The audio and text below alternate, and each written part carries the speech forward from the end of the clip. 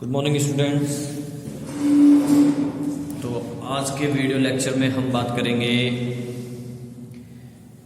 Chapter 5 और chapter 5 का नाम है state of matter. State of matter यानी मैटर की स्टेट क्या क्या है।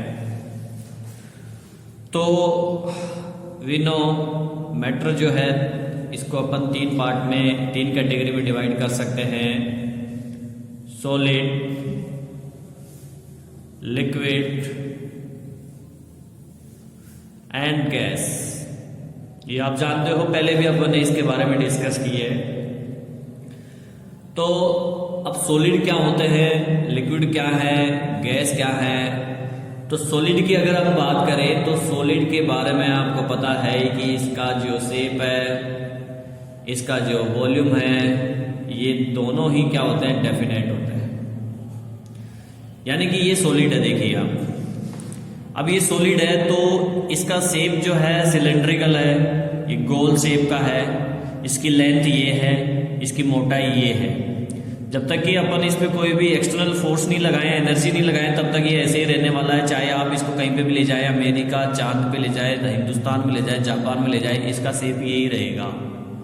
तो जो सॉलिड होते हैं उनका शेप एज इट इज रहता है, डेफिनेट है, उनका कोई चेंजेस नहीं होता उसमें। और इनका वॉल्यूम, तो वॉल्यूम भी क्या है, इनका फिक्स होता है। फिक्स कैसे, जैसे कि इसकी वॉल्यूम का मतलब होता है कि ये कितना जगह कवर करेगा। अब इसको मैं यहाँ रखता हूँ तो ये इतनी जगह कवर कर रहा है, लंबाई में इतनी जगह कर, ऊंचाई में इतनी जगह, मोटाई में कवर कर रहा है। तो ये इसका वॉल्यूम निकाल लेंगे अपन ऐसे कैसे। तो इसका वॉल्यूम फिक्स रहता है, क्योंकि आप इसको अमेरिका में लेके जाओगे तब भी तो इतनी जगह कवर करेगा। ये तो है नहीं कि वहां पे इतनी सी जगह में आ जाएगा, इतनी सी जगह में नहीं आ सकता ना, वहां पे इतनी पूरी जगह कवर करेगा ये, ठीक है कि नहीं। इट मीन्स सॉलिड जो है उनका शेप और वॉल्यूम डेफिनेट होता है। अगर लिक्विड की बात करें तो जो लिक्विड का शेप है, शेप जो है वो डेफिनेट नहीं होता है, लेकिन जो वॉल्यूम है वॉल्यूम डेफिनेट होता है। कैसे, देखो लिक्विड का शेप तो ऐसा है कि जैसे आप जिस कंटेनर में, जिस पात्र में आप, जिस बर्तन में आप उसको डालोगे वो वैसा ही शेप ले लेता है लिक्विड। तो लिक्विड का एग्जांपल वाटर है। वाटर को देखो आप बोतल में डालोगे, बोतल जैसा शेप ले लेगा। कटोरी में डालोगे, कटोरी जैसा शेप ले लेगा, ठीक है कि नहीं। प्लेट में डालोगे, प्लेट जैसा शेप ले लेगा। तो बाल्टी में डालते हैं तो बाल्टी जैसा शेप ले लेता है। तो इसका शेप तो बदलता रहता है, ठीक है कि नहीं। तो इसलिए हम कह सकते हैं कि शेप इसका डेफिनेट नहीं होता है, बट वॉल्यूम तो डेफिनेट है। कैसे, मान लीजिए आपने 1 लीटर लिक्विड इसमें लिया, यहां तक भर गया, वो लंबे गिलास में ले लिया आपने, ठीक है। तो इसका वॉल्यूम ये हो गया, इसका वॉल्यूम ये हो गया, लंबाई चौड़ाई मोटाई, ठीक है कि नहीं, ये इसका वॉल्यूम हो गया। अब अगर मैं इसी 1 लीटर को निकाल के कुछ इस टाइप के बर्तन में डाल दूं, चौड़े वाले में, तो ये ऐसे फैल जाएगा, ठीक है। अब यहां पे आ गया 1 लीटर, तो वॉल्यूम इसका चेंज नहीं हुआ है, क्योंकि पहले इसका जो एरिया कवर हो रहा था वो ऊंचाई में ज्यादा हो रहा था, अब वो एरिया चौड़ाई में ज्यादा हो रहा है। एरिया उतना ही है, लेकिन है कि नहीं। ये तो है नहीं कि आपने एक गिलास भर रखा है पानी का, उसको आप एक छोटे कप में भर सकते हो, उतना पानी नहीं भर सकते ना, वो पानी छोटे कप में नहीं आएगा जितना गिलास में भरा हुआ है कि नहीं। हाँ, आप उसको किसी ऐसे बर्तन में डाल सकते हो जिसकी चौड़ाई ज्यादा हो, तो उसमें आ जाएगा, लेकिन वो फैल जाएगा साइड में। तो इसका वॉल्यूम डेफिनेट होता है। क्लियर, वॉल्यूम इसका क्या होता है, डेफिनेट होता है। गैस की बात करें तो गैस की तो ना तो शेप डेफिनेट होता है, ना ही वॉल्यूम डेफिनेट होता है। दोनों ही डेफिनेट नहीं होते, दोनों ही फिक्स नहीं है। क्योंकि गैस को तो जिस भी कंटेनर में डालोगे, जिस भी सिलेंडर में डालोगे, वो वैसा ही शेप ले लेती है। सिलेंडर में गैस भरी हुई है, उसका वॉल्यूम मान लीजिए सिलेंडर के अंदर ये है, ठीक है, ये सिलेंडर के अंदर भरी हुई गैस है, ये वॉल्यूम उसने कवर कर रखा है। अब इस गैस को आप खोल दो, ये रूम में फैल जाएगी, तो इसका मतलब वॉल्यूम बढ़ गया कि नहीं। तो वॉल्यूम भी फिक्स नहीं है, शेप भी फिक्स नहीं है गैस का। क्लियर। सॉलिड में अगर अट्रैक्शन की बात करें, attraction between the part molecules या पार्टिकल्स बोल दीजिए, सॉलिड के अंदर अट्रैक्शन बिटवीन द पार्टिकल्स, तो सॉलिड के अंदर जो पार्टिकल्स होते हैं उनमें अट्रैक्शन, हाईली अट्रैक्शन होता है, जिसके कारण से बहुत पास आ जाते हैं, पैक्ड हो जाते हैं, एकदम क्लोजली पैक्ड हो जाते हैं। ये पार्टिकल्स में अट्रैक्शन फोर्स क्या होता है, ज्यादा होता है, बहुत ज्यादा, जिसके कारण से ये बहुत क्लोज आ जाते हैं, कुछ इस तरीके से, ठीक है कि नहीं। अब इनकी अगर बात करें, देखो पहली चीज तो ये कि इनमें अट्रैक्शन फोर्स बहुत ज्यादा है, जिसकी वजह से पार्टिकल्स बहुत पास आ गए, जिसके कारण से इन पार्टिकल्स के बीच में जो स्पेस है वो ना के बराबर है। स्पेस, खाली जो स्पेस रहेगा ना बीच में, ना के बराबर है। और इसी वजह से सॉलिड के अंदर हमारी, जैसे अब अगर अपन इसके अंदर अंगुली डाले तो नहीं जाती है अंगुली, ये सॉलिड है, ठीक है, ये सॉलिड है तो इसमें अंगुली डाले नहीं जाएगी, क्योंकि इन पार्टिकल्स के बीच में स्पेस नहीं है। स्पेस नहीं है तो उंगली जाएगी नहीं, ठीक है। तो ये इसकी प्रॉपर्टी हो गई एक। अगर इसकी बात करें लिक्विड की, तो इनके पार्टिकल्स के बीच में अट्रैक्शन होता है, लेकिन सॉलिड के कंपैरिजन में कम होता है, ठीक है ना।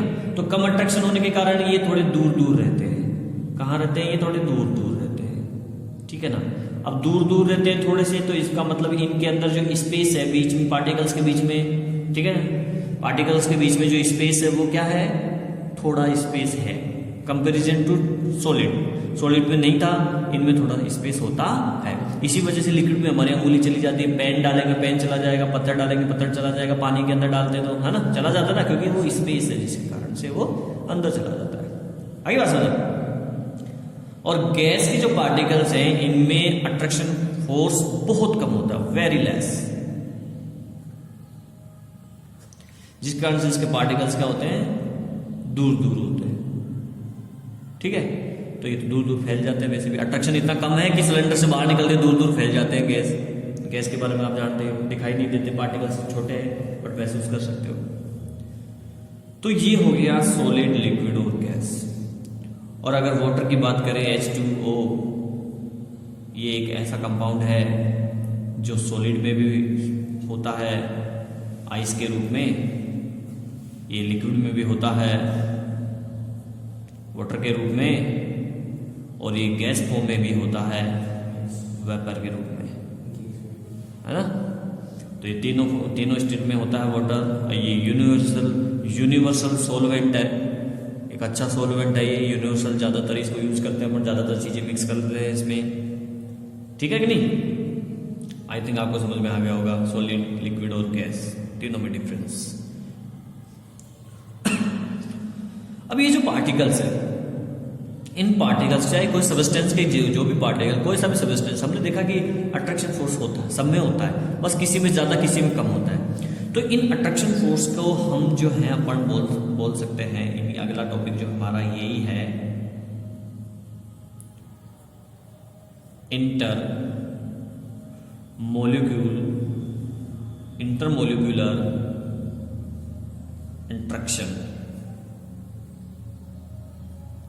इंटरमोलिक्यूलर इंट्रैक्शन, देखिए इन इंट्रैक्शन के बारे में जो है फर्स्ट ऑफ जो बताया, उनका नाम था वंडर वॉल, साइंटिस्ट थे वंडर वॉल।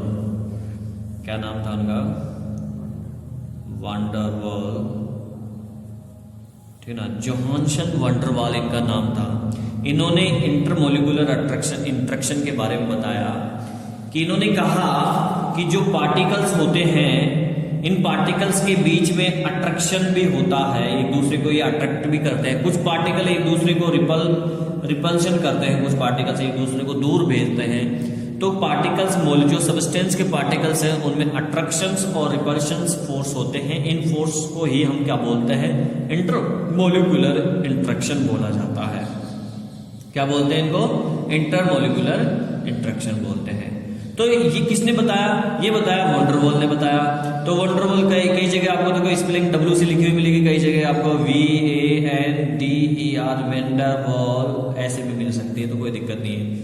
अब ये वंडरवॉल, जोहानसन वंडरवॉल ने बताया, इसलिए इनके सम्मान में हम अपन इन अट्रैक्शन फोर्स को, ये जो रिपल्शन फोर्स है, ये जो अट्रैक्शन फोर्स है, इनको अपन क्या बोल सकते हैं, वंडरवॉल फोर्स बोल सकते हैं। ठीक है, इन फोर्स को अपन क्या बोला जाता है, वंडरवॉल फोर्स बोलते हैं इनको। आगे बात समझे। अब इनके अंदर कौन कौन से टाइप है, इनमें कई टाइप है, जैसे कि इनके अंदर इंक्लूड है लंदन बल है, लंदन फोर्स है, मतलब लंदन, इसके अलावा लंदन डिस्प्रेशन फोर्स, इसके अलावा डाइपोल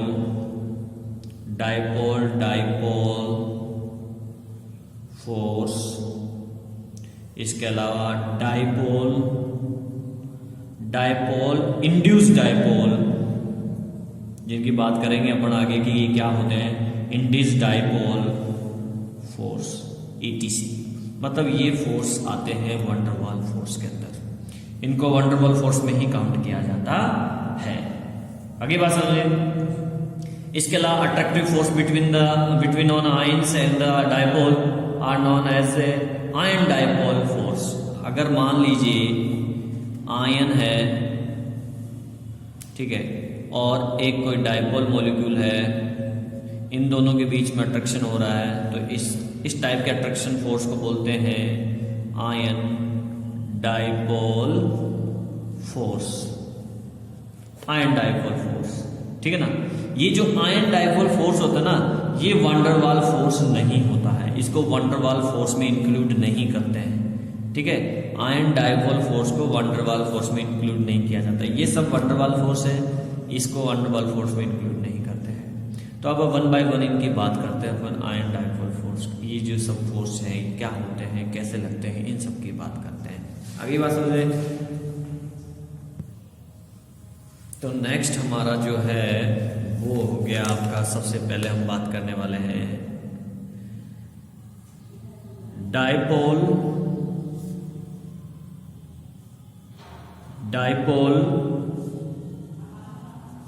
इंट्रैक्शन। डाइपोल इंट्रैक्शन देखिए, इन सब की डेफिनेशन है ना, इनकी हेडिंग से ही पता चल जाएगी आपको।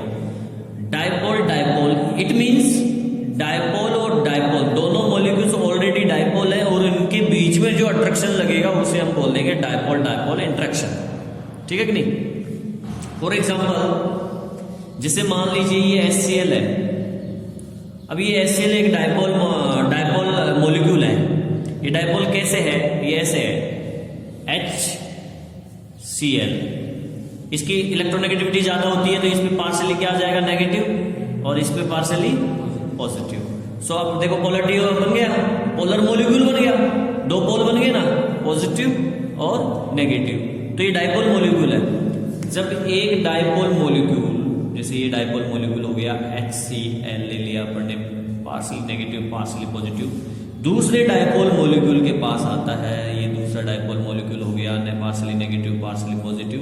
तो इन दोनों के बीच में एक अट्रैक्शन आता है। क्यों आता है अट्रैक्शन, देखो ये नेगेटिव इस पॉजिटिव को क्या करेगा, अपनी ओर अट्रैक्ट करेगा। ठीक है, क्योंकि वी नो डैट कि अपोजिट आयन से एक दूसरे को अट्रैक्ट करते हैं। ठीक है ना, सेम आयन से एक दूसरे को रिपल्शन करते हैं। तो यहाँ पे अपोजिट आयन एक दूसरे को क्या करेंगे, अट्रैक्ट करेंगे, जिससे कि ये क्लोज आ जाएंगे। इस अट्रैक्शन फोर्स को भी हम क्या बोलते हैं, डाइपोल इंट्रैक्शन। आगे बात समझे, ठीक है कि नहीं। चार्ज अपोजिट है, इसलिए एक दूसरे को क्या करते हैं, खींच लेते हैं। क्लियर। नेक्स्ट जो है कुछ इसी टाइप का है, लेकिन थोड़ा सा फर्क है उसमें। ये अगला जो फोर्स है वो है डाइपोल इंड्यूस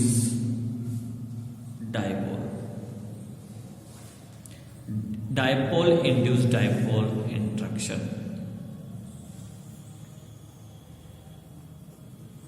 देखो इससे पता चल रहा है कि एक तो डाइपोल है और दूसरा मॉलिक्यूल इंड्यूस डाइपोल है। इंड्यूस डाइपोल का मीन्स ये होता है कि वो पहले नॉन पोलर है। भाई ये बंदा देख रहे हैं, ये जो बंदा है ये क्या है, गुंडा है।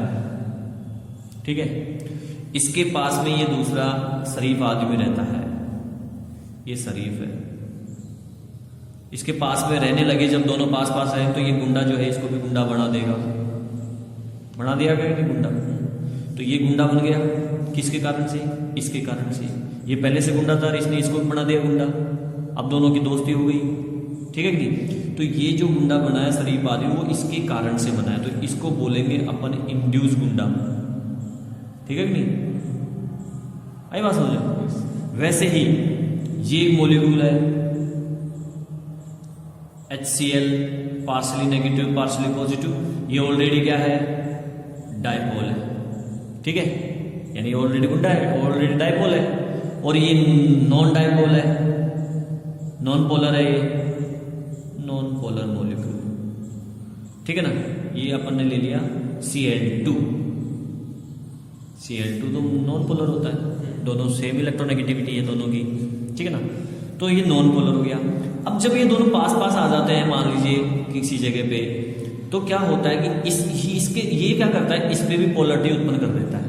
ये पोलरिटी आ जाती है इसके पास में आने के कारण, ऐसे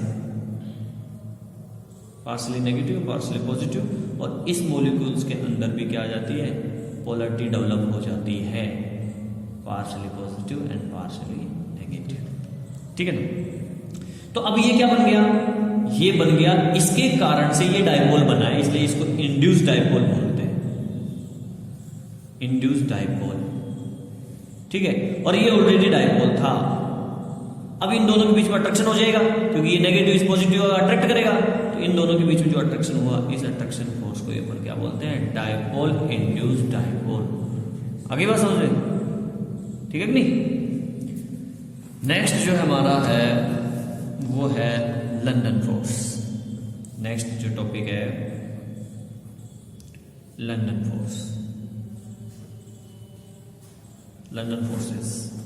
लंदन फोर्स में क्या होता है, लंदन फोर्स में देखो आपको ऐसा समझना पड़ेगा कि हमको पता है कि जो एटम्स है ये न्यूक्लियस होता है, इसके चारों ओर सेल होते हैं, मतलब ऑर्बिटल्स होते हैं। इन ऑर्बिटल्स में जो है इलेक्ट्रॉन्स क्या करते हैं, राउंड करते हैं, जिन पे नेगेटिव चार्ज होता है। न्यूक्लियस के अंदर प्रोटॉन होते हैं जिन पे पॉजिटिव चार्ज होता है। तो ये राउंड करते रहते हैं, एनी टाइम ये तो चलता रहता है इनका राउंड। कई बार क्या होता है, सपोज हो ही जाता है, क्योंकि अगर कोई बहुत सारी चीज जो है चल रही है अपन, जैसे कि मान लीजिए कि ये फुटबॉल का ग्राउंड है, ठीक है। अब यहाँ पे एक फुटबॉल है, तो वो खेलते हैं खिलाड़ी, खेलते खेलते किसी ना किसी टाइम पे उस पूरे मैच के दौरान चांसेस है कि ये फुटबॉल जो है किसी एक कोने में आएगी, आ ही सकती है कि नहीं। इस घूमती फिरती यहाँ आ ही सकती है किसी कोने के अंदर ही है। वैसे ही ये इलेक्ट्रॉन राउंड कर रहा है, ये न्यूक्लियस राउंड कर रहा है, तो इंस्टेंट टाइम के लिए क्या होता है, कुछ ऐसी कंडीशन उत्पन्न हो जाती है कि ये इलेक्ट्रॉन्स किसी एक तरफ आ जाते हैं और न्यूक्लियस किसी एक तरफ आ जाता है। घूमते घूमते, मतलब घूम रहा है, तो घूमते घूमते न्यूक्लियस इधर आ गया और इलेक्ट्रॉन्स इधर आ गए। तो उस टाइम पे ये जो एटम है, ये एटम क्या बन जाएगा, डायपोल बन जाएगा। उस टाइम पे ये एटम क्या बन जाएगा, डायपोल बन जाएगा। इधर इलेक्ट्रॉन्स आ गए, मान लीजिए घूमते घूमते इधर न्यूक्लियस आ गया, घूमते घूमते ज्यादातर इलेक्ट्रॉन्स इधर आ गए। मैं ये नहीं कह रहा सारे इलेक्ट्रॉन इधर आ गए, ज्यादातर इलेक्ट्रॉन इधर आ गए तो इधर नेगेटिव चार्ज ज्यादा हो जाएगा, और न्यूक्लियस थोड़ा सा इधर आ गया तो इधर पॉजिटिव चार्ज ज्यादा हो जाएगा। तो ये डायपोल बन गया एटम कुछ टाइम के लिए। और जब इसके पास दूसरा मॉलिक्यूल जो कि नॉन पोलर है, ये मॉलिक्यूल नॉन पोलर है, बट इसके कारण से इसमें पोलरिटी आ गई, इंड्यूस डायपोल हो जाएगा। ये पोलरिटी आ गई इसके अंदर, ठीक है ना। तो ये भी क्या हो गया, डायपोल हो गया। अब ये इंस्टेंट टाइम के लिए होता है, इंस्टेंट टाइम के लिए ये डायपोल बना, और उसी टाइम पे इसने अपने पास वाले एटम को भी क्या बना दिया, डायपोल। और इन दोनों के बीच में क्या होगा फिर, अट्रैक्शन। उस अट्रैक्शन को ही लंदन फोर्स बोलते हैं। ये फिन्स लंदन थे, ये जो लंदन नामक साइंटिस्ट थे, उन्होंने ये चीज बताई 1930 के अंदर। मैं फिर से रिपीट कर रहा हूं, आप ध्यान दीजिए कि एटम के अंदर वो न्यूक्लियस जो है राउंड करते रहते हैं, इलेक्ट्रॉन और न्यूक्लियस राउंड करते रहते हैं। राउंड करते करते इंस्टेंट टाइम का मतलब एक क्षणिक किसी टाइम पे, मान लीजिए थोड़ी देर के लिए ज्यादातर इलेक्ट्रॉन एक तरफ आ गए और न्यूक्लियस एक तरफ आ गया, जिससे कि उसमें पोलरिटी उत्पन्न हो गई, पोलरिटी डेवलप हुई। तो जस्ट उसी टाइम पे तुरंत वो अपने पास वाले मॉलिक्यूल्स, पास वाले एटम को भी क्या कर देगा, इंड्यूस डायपोल बना देगा, उसमें भी पोलरिटी डेवलप करेगा। तो अब दोनों पोलर मॉलिक्यूल्स एक दूसरे को क्या करेंगे, अट्रैक्ट करेंगे। इस अट्रैक्शन फोर्स को ही लंदन फोर्स बोलते हैं। ठीक है, तो ये था लंदन फोर्स। आगे बात समझ में। इसके अलावा और कौन से फोर्स होते हैं उनकी बात करते हैं। हो सकता है अब जो मैं फोर्स की बात कर रहा हूं वो आपको नोट्स में ना मिले, ये एक्स्ट्रा चीज है, तो आप देख लीजिए। मैं बात कर रहा हूं आयन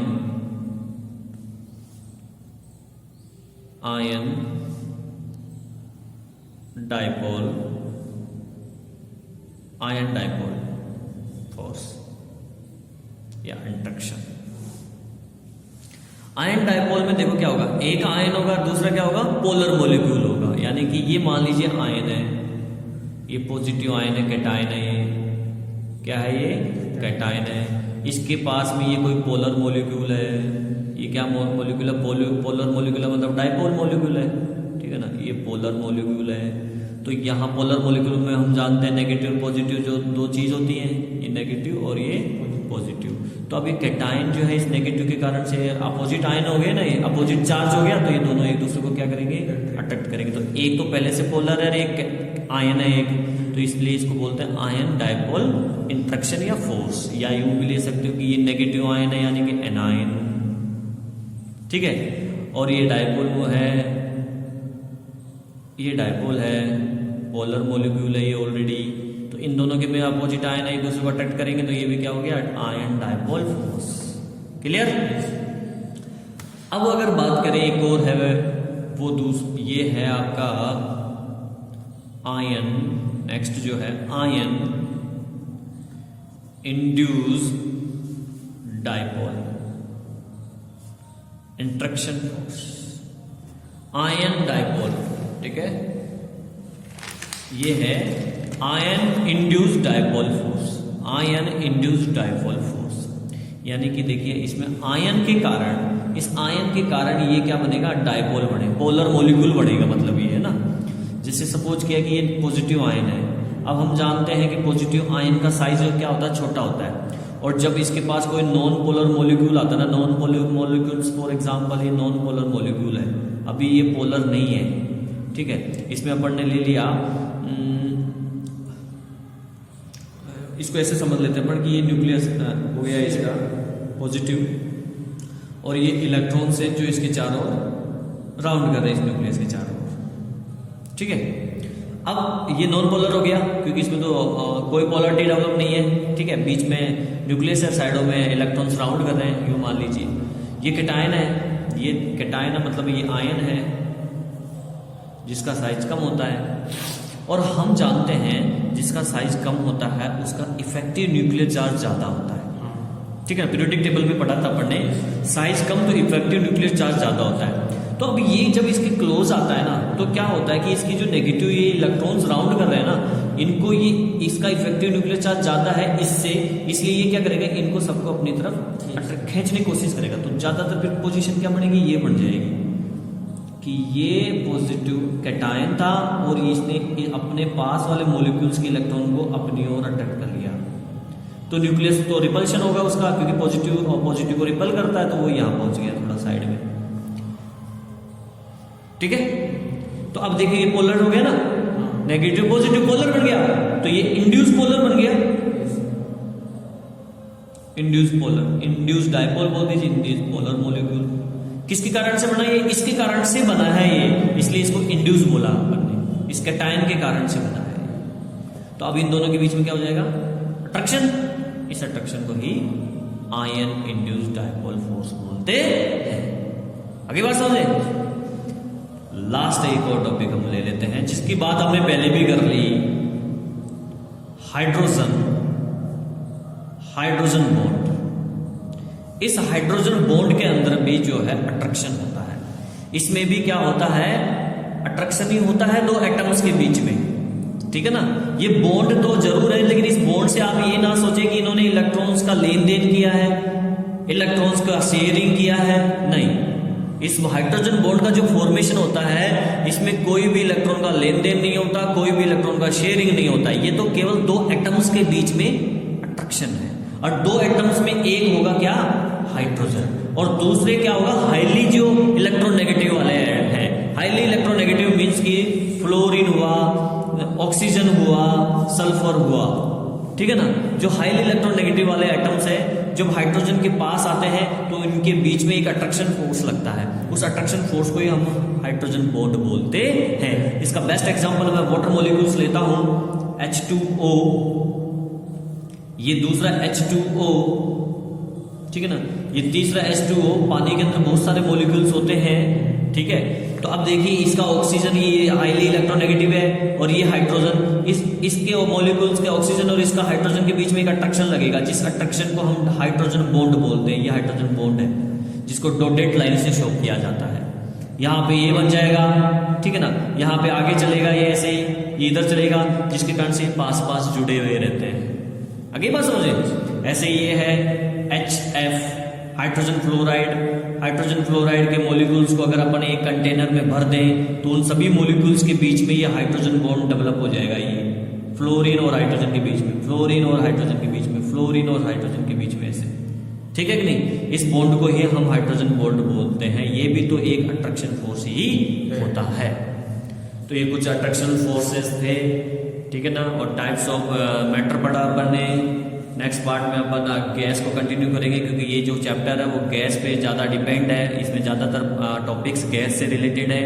कुछ जो है लिक्विड के बारे में पढ़ेंगे अपन, ठीक है ना। पढ़ते हैं लेकिन 40% के अंदर ये रिड्यूस हो गया, डिलीटेड पार्ट हो गया है लिक्विड, इसलिए हम अब शायद ना पढ़ें। और सॉलिड के बारे में आप सीनियर क्लासों में पढ़ोगे।